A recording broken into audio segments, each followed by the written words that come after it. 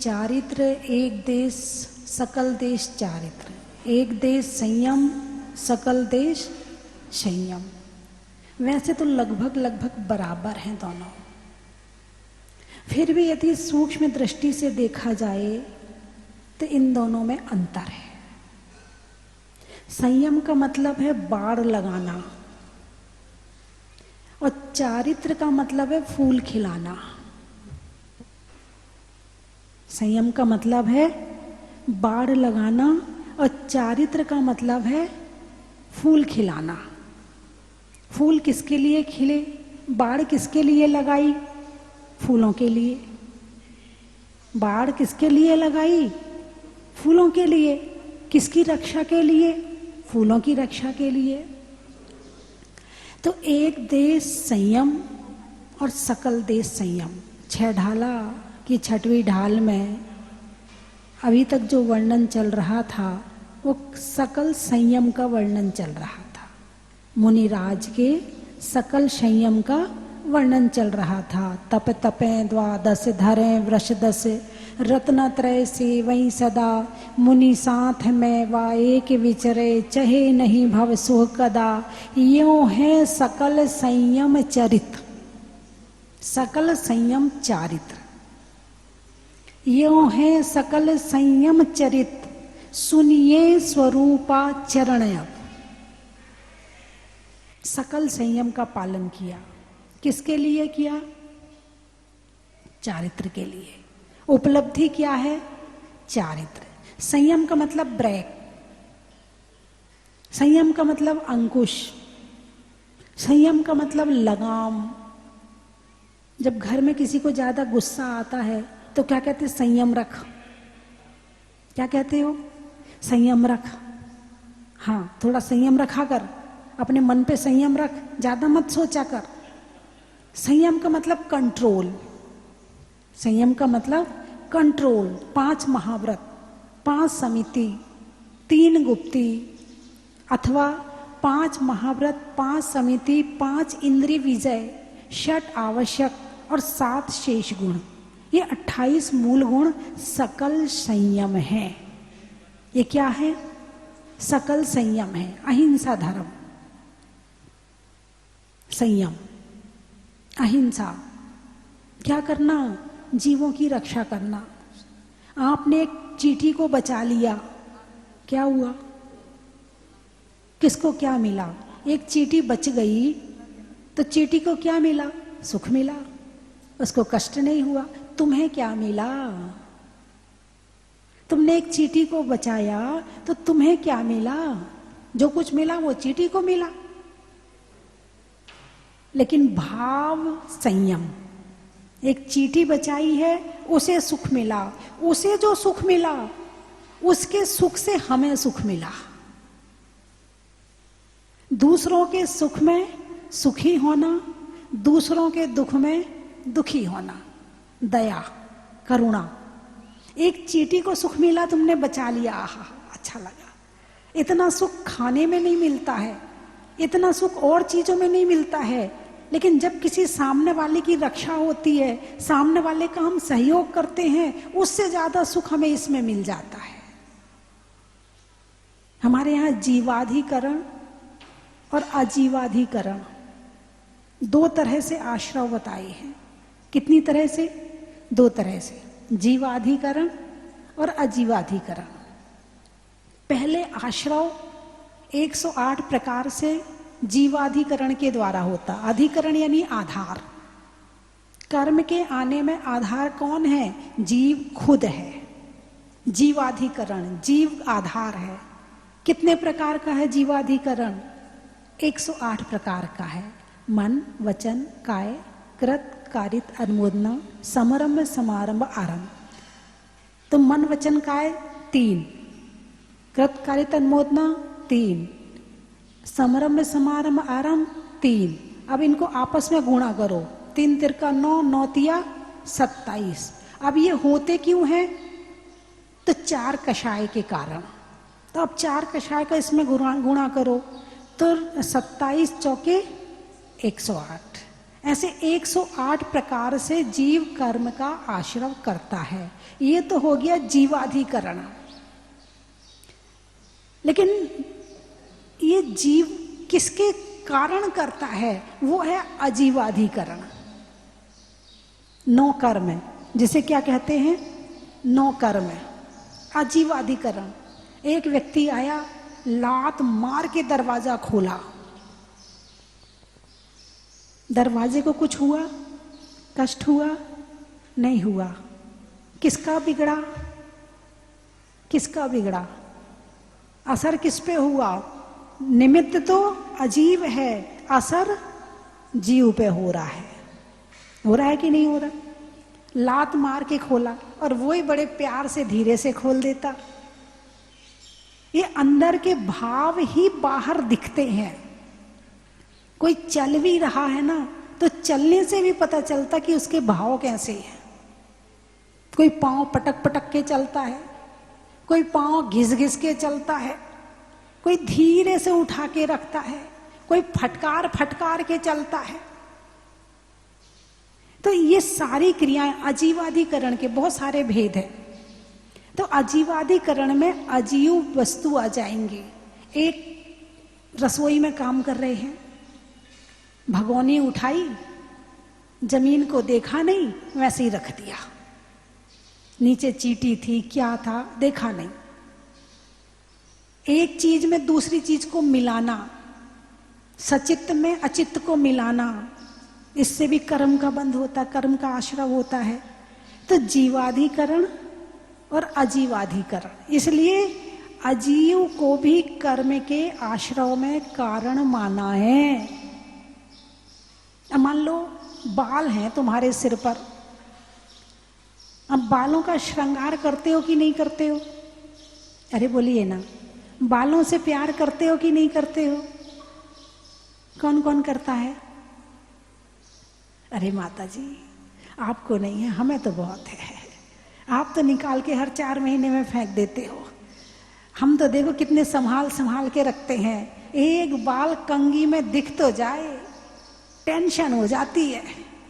हाँ, बार बार आईने के सामने देखते, बाल झड़ रहे, बाल झड़ रहे, बाल झड़ रहे। ये क्या है? ये बाल भी अजीब ही तो हैं। बाल जीव हैं क्या? अच्छा, बाल को काटो तो कष्ट होता है क्या? और कहीं सुई और चुभो तो कष्ट होता है? होता है। बाल को चुभो तो नहीं होता है। तो अजीवाधिकरण कर्म के आश्रव में कारण है। तो इन आश्रवों को, कारण को रोकने के लिए होता है संयम। क्या होता है? आश्रव के कारण को रोकने के लिए होता है संयम। आपने बाड़ लगा दी, मोबाइल देखना बंद कर दिया, उपवास करना शुरू कर दिया, बार बार खाना छोड़ दिया, आपने प्रतिमा ले ली, आपने मतलब ये सारे काम कर लिए, है ना। मान लो आपने एक टाइम आहार करना शुरू कर दिया, इससे क्या हुआ? एक टाइम आहार करने से क्या होता है? एक भिखारी भी है, जब उसके पास खाने को नहीं होता है तो वो भी एक टाइम खा के रहता है, क्योंकि उसके पास खाने को है ही नहीं है, गरीब है ही नहीं उसके पास खाने को। बहुत सारे गरीब ऐसे होंगे जिनने आज तक घी खाया ही नहीं होगा, बहुत से होंगे जिनने आज तक घी खाया ही नहीं होगा। तो घी छोड़ दिया तो इससे क्या हुआ? तेल छोड़ दिया तो इससे क्या हुआ? क्यों छोड़ा? अरे बोलिए ना, हैं? संयम के लिए। किसके लिए? संयम के लिए। आजकल बहुत लोग डाइटिंग करते हैं, खाना छोड़ते हैं। 4 रोटी खाना है, 1 रोटी खाते हैं। डॉक्टर ने कहा कम खाया करो, रोटी कम करो, ये कम करो, वो कम करो, सब कम कर दिया। वो तो छोड़ा शरीर के लिए। और एक होता है संयम के लिए। किसके लिए? संयम के लिए। तो खाना यानी भोग, भोग यानी पाप। लेकिन भोग कब धर्म बन जाता है? जब संयम आता है। भोग भी कब धर्म बन जाता है? जब संयम आता है। भाई रात में नहीं खाना, दिन में 2 बार अन्न खाना, बाजार का नहीं खाना। अब जहां जहां से पाप आ रहा था, कर्म का आश्रय हो रहा था, आपने बाड़ लगा दी। अब बाड़ तो लगा दी, आपकी अनर्गल सारी क्रियाएं छूट गई।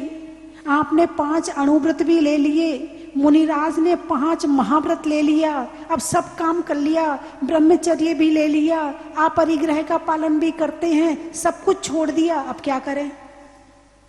जीव की रक्षा कर ली, सत्य बोल लिया, चोरी करना छोड़ दी, ठीक है। अब इसके साथ में ब्रह्मचर्य का पालन भी करने लगे और अब परिग्रह भी छोड़ दिया। 5 समितियों का भी पालन करते हैं, है ना। अब 5 समितियों में देखकर चलते हैं, भाषा समिति से बोलते हैं, और एरिया भाषा ऐषणा भोजन भी शुद्ध करते हैं, आदान निक्षेपण सामान भी जो रखते उठाते वो देख के रखते उठाते, मार्जन करके, और प्रतिष्ठापन वो भी शुद्धि कर ली। अब इस क्यों कर रहे हैं? इस किसके लिए कर रहे हैं? क्या होगा इसको करने से? अरे बोलिए ना, संयम तो आ गया, तो संयम का पालन किसके लिए किया? चारित्र के लिए। तो चारित्र क्या है? अब ये समझना है कि चारित्र क्या है। फूलों का सार इत्र है। क्या? फूलों का सार इत्र है और संयम का सार चारित्र है। संयम का सार चारित्र है। अंग्रेजी में कहोगे तो उसमें एक तो होता है ब्रेक और दूसरा होता करेक्टर। अंग्रेजी में ब्रेक और करेक्टर, हमारे यहां उसे संयम और चारित्र कहा है, ठीक है। अब जीवों की भी रक्षा कर ली, सब कर लिया, अब क्या करें? अब खाली बैठे, अब क्या करें? भगवान ने कहा था संयम का पालन करना, कर लिया, बस हो गया? नहीं, अब इसके द्वारा जो निचोड़ा जाएगा, इसका जो सार निकाला जाएगा, उसका नाम है चारित्र। 5 प्रकार का होता है। कितने प्रकार का होता है? 5 प्रकार का। सामायिक, छेदोपस्थापना, परिहार विशुद्धि, सूक्ष्म साम्प्राय और यथाख्यात। ये 5 प्रकार का चारित्र होता है। तो सामायिक चारित्र कहां से शुरू हुआ? कौन से गुण स्थान से शुरू हुआ? जहां तक क्रिया है वहां तक संयम है। जहां तक क्रिया है वहां तक संयम है। और जब क्रिया से हटके आत्मा के ध्यान में लीन हो गए, वहां से सामायिक चारित्र प्रारंभ होता है। कहां से शुरू होता है? जब तक क्रिया कर रहे हैं तो क्रिया में संयम की जरूरत है। अब भगवान की कौन सी मुद्रा है? सक्रिय मुद्रा है या निष्क्रिय मुद्रा है? निष्क्रिय। वो बाहर से निष्क्रिय हैं, अंदर में सक्रिय हैं। तो बाहर से निष्क्रिय होना और ये हो गया संयम, और अंदर में सक्रिय होना ये हो गया चारित्र। लोग संयम तो ले लेते हैं मगर चारित्र का आता पता नहीं है। संयम के मामले में तो ये त्याग करना है, वो त्याग करना है, हम ये नहीं करते हैं, हम वो करते हैं, हम ये नहीं करते, हम ऐसा करते हैं। करते करते तो बता देते हैं, लेकिन ये करना किसके लिए है? ये नहीं करने के लिए है। किसके लिए है? नहीं करने के लिए है।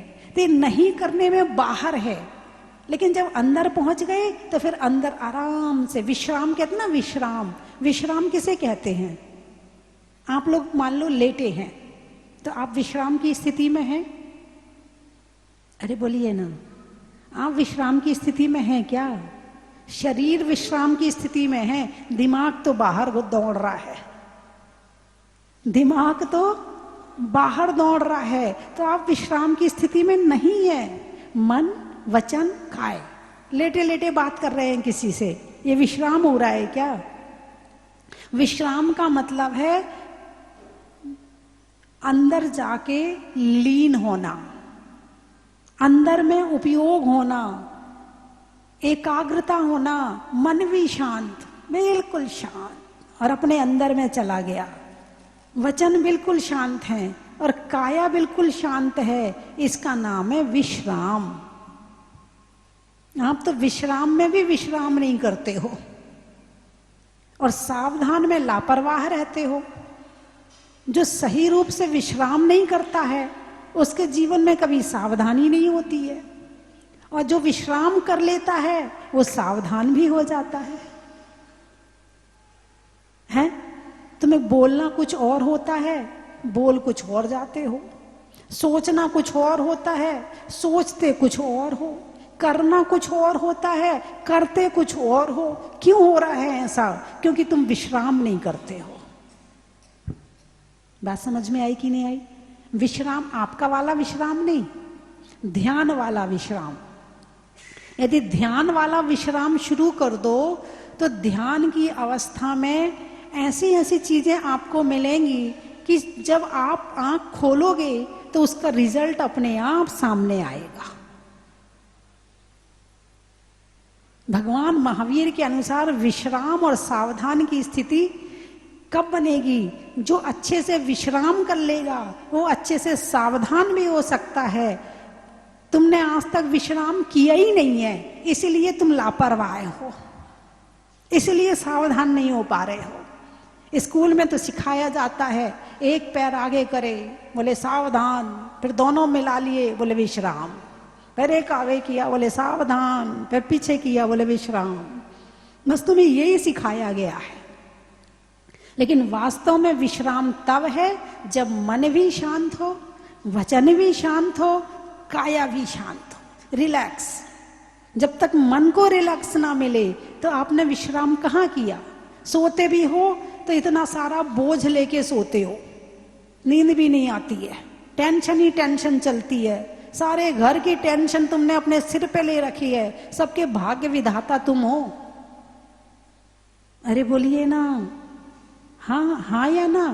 बच्चों के भाग्य विधाता कौन है? मम्मी पापा है ना? अरे हाँ ना, कुछ तो बोलो। बच्चों का भाग्य कौन बनाता है? अरे बोलिए ना, बच्चों का भाग्य कौन बनाता है? हैं? बच्चे का भाग्य किसने बनाया? बच्चे को जन्म दिया है तुमने, भाग्य नहीं बनाया है। यदि तुम भाग्य बनाने वाले हो जाओ ना तो एक भी बच्चे की आंख छोटी नहीं होगी, एक भी बच्चा बीमार नहीं होगा, एक भी बच्चा काला नहीं होगा, एक भी बच्चे की नाक चपटी नहीं होगी। अरे बोलिए ना, एक भी बच्चा ठिकना नहीं होगा, सारे लंबे लंबे होंगे। लेकिन भाग्य विधाता तुम नहीं हो, उस बच्चे ने अपना भाग्य खुद ही बनाया है। पिछले जन्म का कर्म, इस जन्म का भाग्य, और इस जन्म का कर्म, अगले जन्म का भाग्य। तो क्या हम भाग्य बदल सकते हैं? अरे बोलिए ना, क्या हम भाग्य बदल सकते हैं? हैं? रंग को बदलकर तस्वीर बदल देते हैं लोग, रंग को बदलकर तस्वीर बदल देते हैं लोग, कमान से निकला हुआ तीर बदल देते हैं लोग। और तुम तो अपने ख्यालात ना बदल पाए, बदलने वाले तो तकदीर बदल देते हैं लोग, बदलने वाले तो तकदीर बदल देते हैं लोग। एक व्यक्ति था, चलो भाग्य की बात आई है तो याद आ रहा, आपको सुना दूं। एक व्यक्ति ने तपस्या करी, तपस्या करी। एक काल्पनिक कथा है समझाने के लिए। तो उसके भाग्य में जो भी प्रकट देवता हुआ, बोले तुम्हें 5 रुपए और 1 घोड़ा रोज मिलेगा। क्या होगा? 5 रुपए और 1 घोड़ा रोज अपने आप मिल जाएगा। मजा आ गया। अब उसने दिन जो 5 रुपए मिले, सुबह खाया, शाम को खाया, जितना बचा वो दान कर दिया, और जो घोड़ा था वो दूसरे को दे दिया। सुबह फिर मिल गया। उसने फिर वो 5 रुपए जितने खर्च हुए सारे दान कर दिए। फिर उसने अपना घोड़ा भी किसी को, क्योंकि मिलना तो है ही, तुम होते तो क्या करते? अरे बोलिए ना, तुम होते तो क्या करते? जितना खाया खाया, बाकी जमा कर लो, यही करते ना, हैं? जमा कर लो। और घोड़ा, अरे एक घोड़ा कैसे दे दें किसी को? घोड़ा हमारा है, हमारे भाग्य का घोड़ा है, हैं? तो एक होता है भाग्य और एक होता है पुरुषार्थ।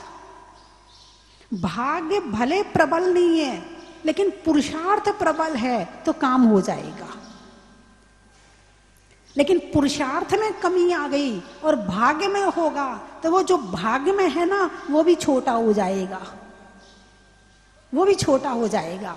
तो धर्म पुरुषार्थ के माध्यम से अपने भाग्य को भी, चलो इस जन्म का भाग्य नहीं बदल सकते हैं, मगर अगले जन्म में हम जो पुरुषार्थ अभी कर रहे हैं उससे तो हमारे अगले जन्म का भाग्य बन ही रहा है ना। चलो इस जन्म के भाग्य को बदलना हमारे हाथ में नहीं है, लेकिन पुरुषार्थ के माध्यम से हम अगले जन्म के भाग्य को बदल सकते हैं, है ना? कैसे बदल सकते हैं? सावधान और विश्राम से।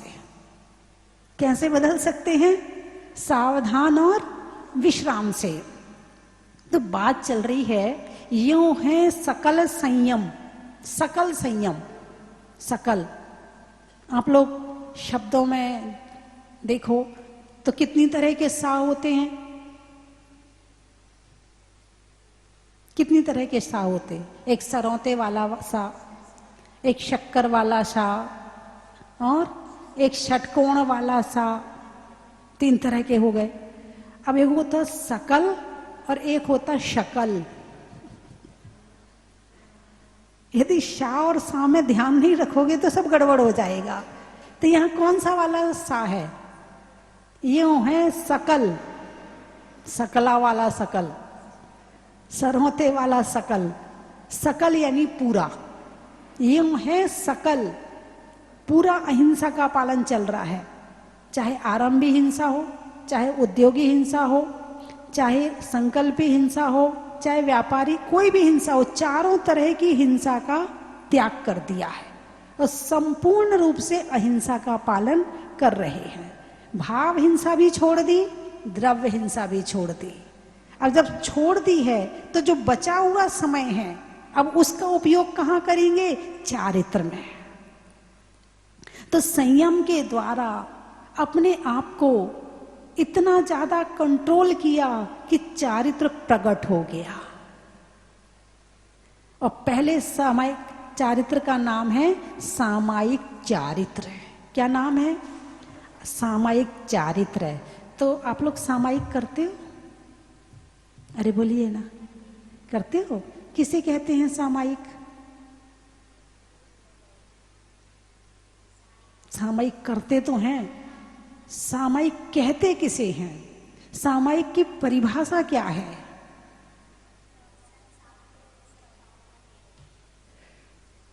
राग और द्वेष का त्याग होने के बाद की जो स्थिति बनती है उसका नाम है सामायिक। न राग न द्वेष, न राग न द्वेष।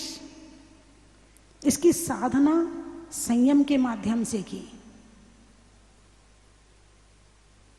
चलो, जो आपके घर में वस्तु है उनके माध्यम से राग द्वेष आप कर लेते। मुझे ये खाना अच्छा नहीं लगता, मुझे ये अच्छा लगता है, मुझे ये कलर अच्छा नहीं लगता, ये अच्छा लगता है, मुझे बड़ी बहू अच्छी नहीं लगती, मुझे छोटी अच्छी लगती है, मुझे बड़ा बेटा अच्छा लगता, मुझे छोटा वाला नहीं लगता है।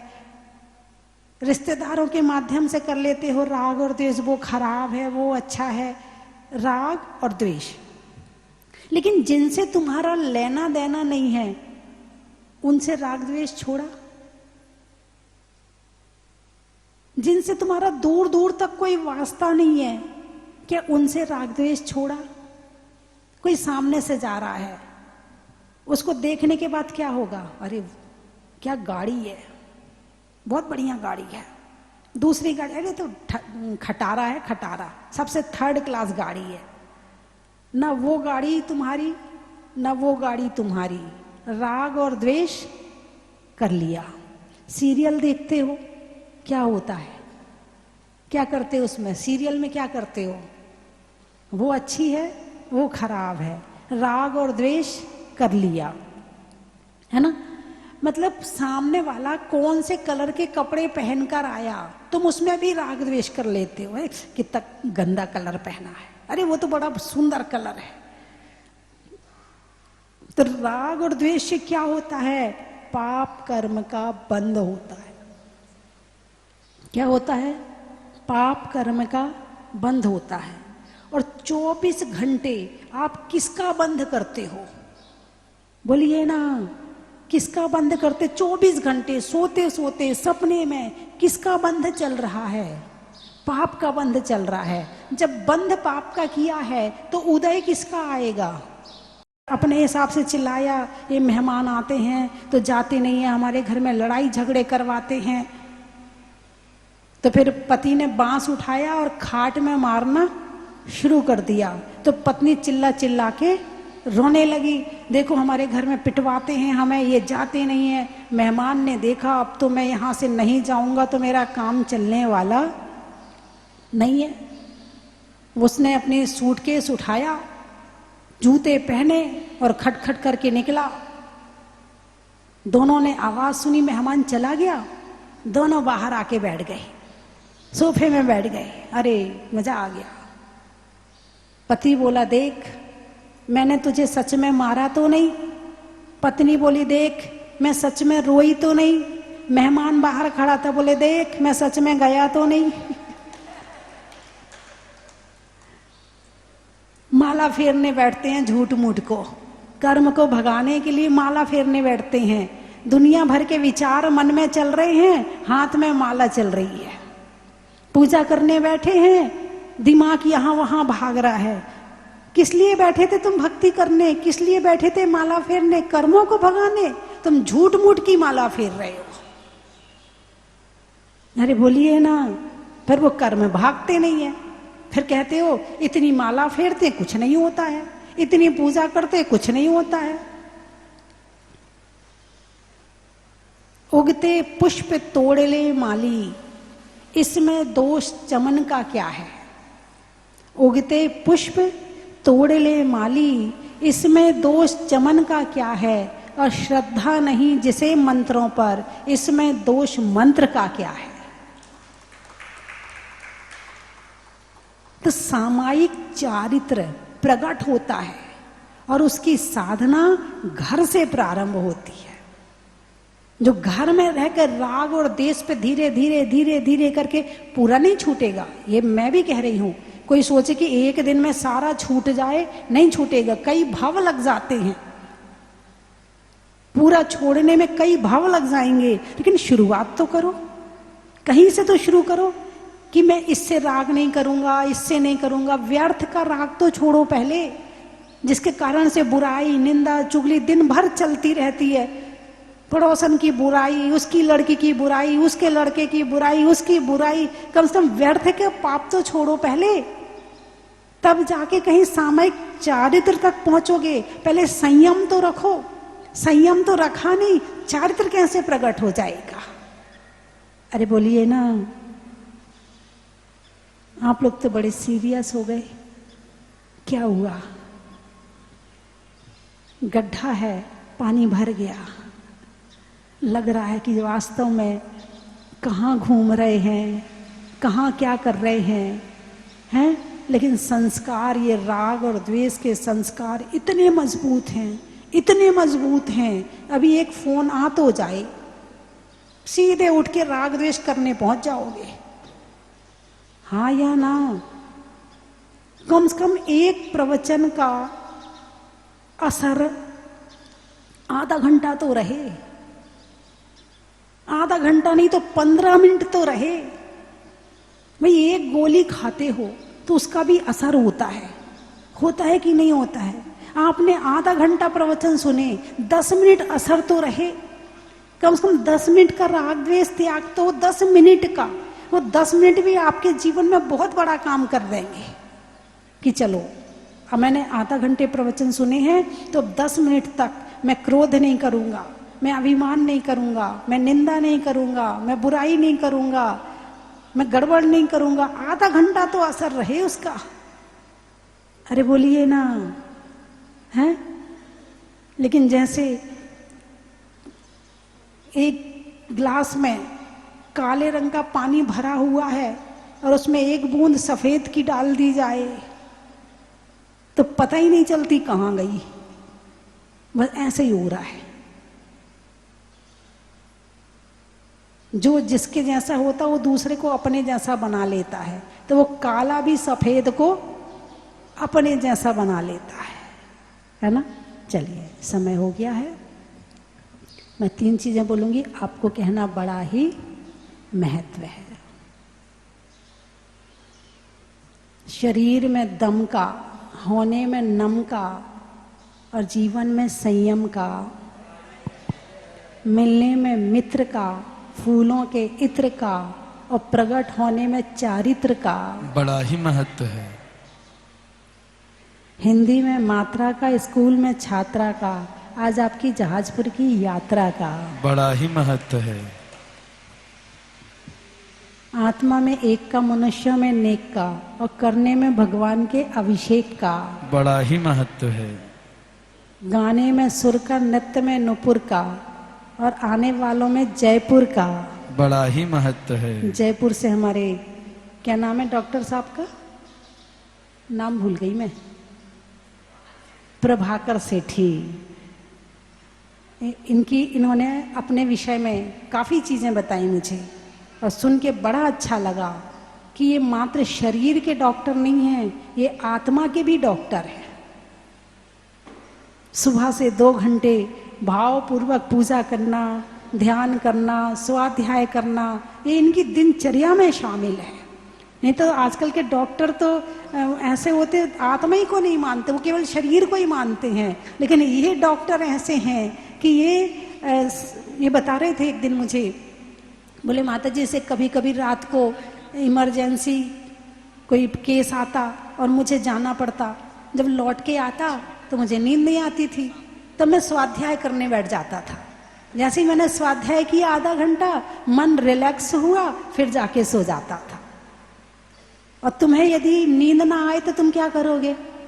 मोबाइल देखोगे, सीरियल देखोगे, पिक्चर देखोगे। और ये क्या करते हैं, ये बता रहे थे, मैंने मोबाइल ही नहीं रखा। अभी है कि नहीं है मोबाइल?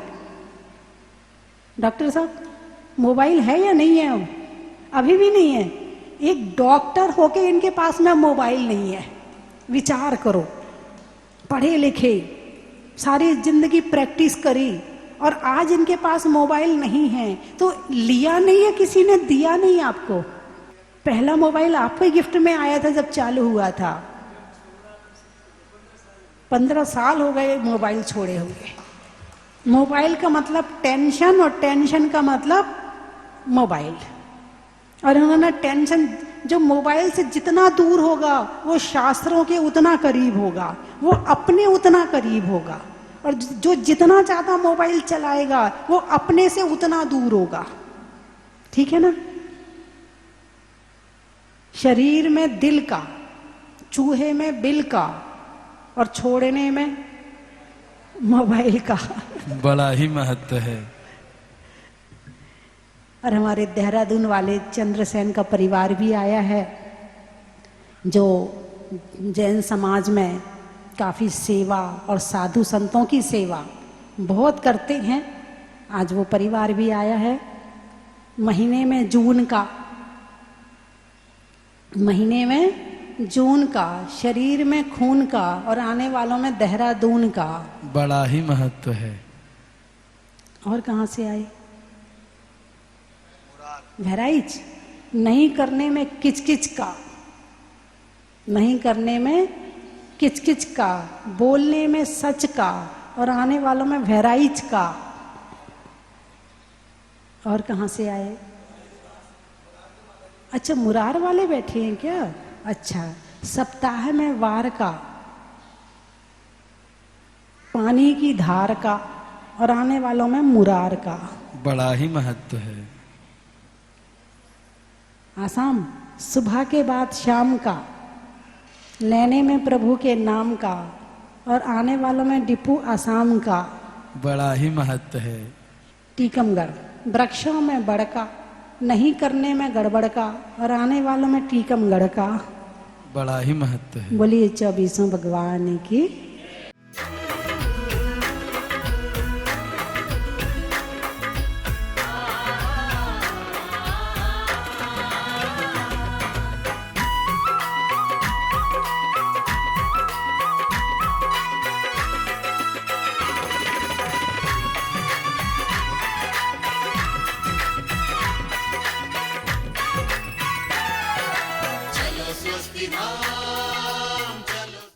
कंचन की थाल को सजाओ रे आज, रत्नों की थाल को भर लाओ रे आज।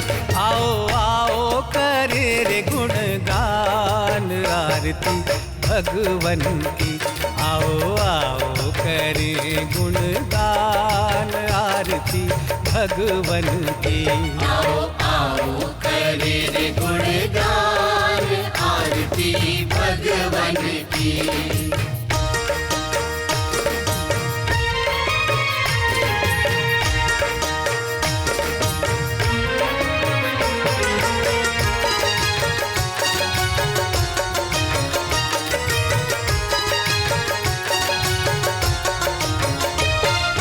पिता सुमित्र के राज दुलारे, माँ पद्मा जी के नैनों के तारे।